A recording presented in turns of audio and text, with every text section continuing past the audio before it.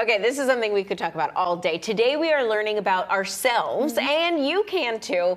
Olivia Smith with Write a New Story is a consultant, helping others learn who they are at home and in the workplace. Now, this makes such a huge difference when it comes to how we communicate and interact with others literally anywhere.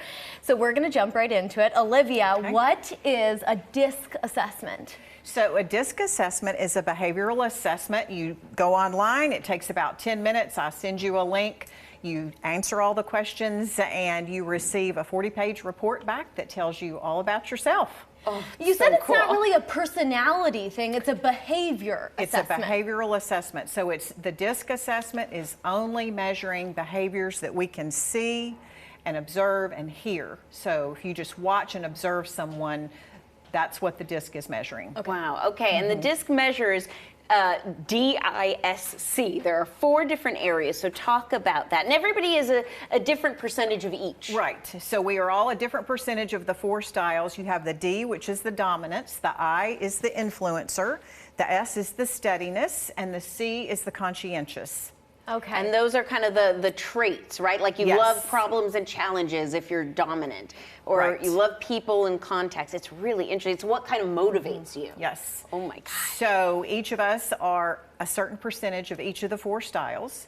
And so what you all experienced doing the assessment was finding out your percentage of style makeup. Okay, let's see it.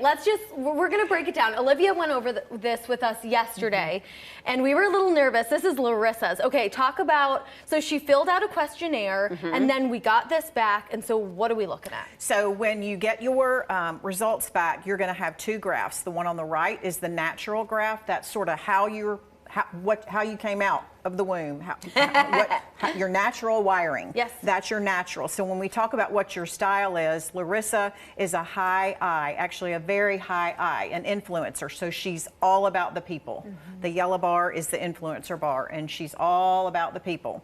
And her backup style is blue, the C, the conscientious. So despite the fact that she's all about the people, she also has a lot of the analysis, data, why, tell me the reasons in her as well, which is kind of a nice combination. I don't see that combination a lot, actually.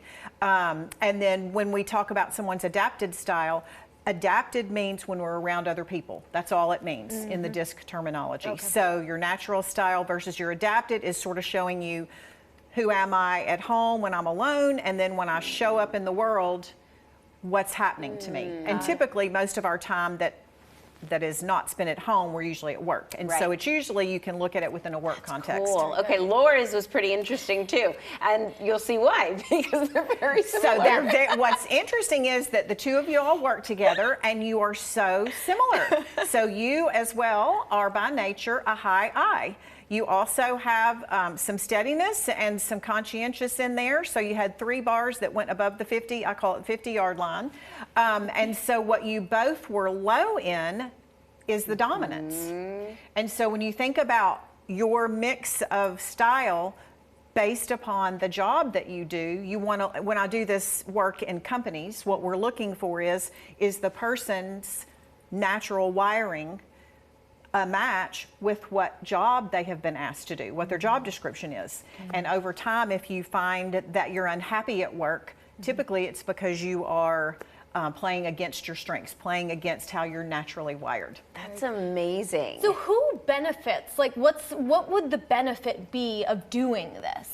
So the benefit, once you've been through the training, is both personal. It helps you with in your personal life as well as your business life. But the leaders, typically I will start with the owner of the company, the CEO, and work my way down. So we'll do the assessment on the CEO, and then obviously they get a lot out of that and say, oh my goodness, I really wish we could do this for the whole team. And so then we do the whole team. And what it's doing is it's helping the business owner, first of all, understand who they are.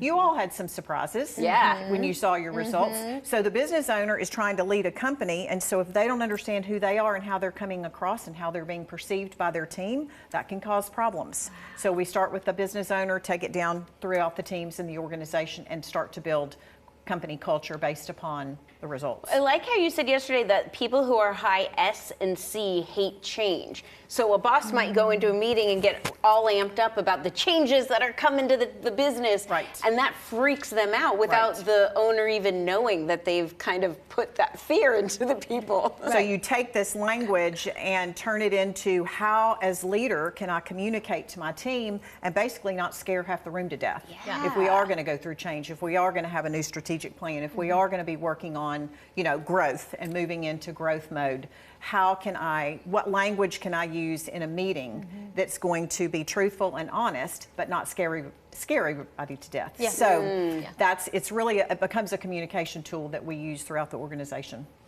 And in your personal life. Don't And in your treat personal life. others how you want to be treated. Treat others how they want to be That's treated. That's exactly your right. motto. I Yes, like yes, that. Learning yes. to So speak good. in other people's language it sets you up for a more winning conversation than 1,000%. just speaking in You're your amazing. language. Yes. All right. Thank you, Olivia. Everybody's got to get their own assessment. It's really, really interesting. You can contact Olivia by visiting writeanewstory.com and get all the info. I promise you won't regret it. It's eye-opening.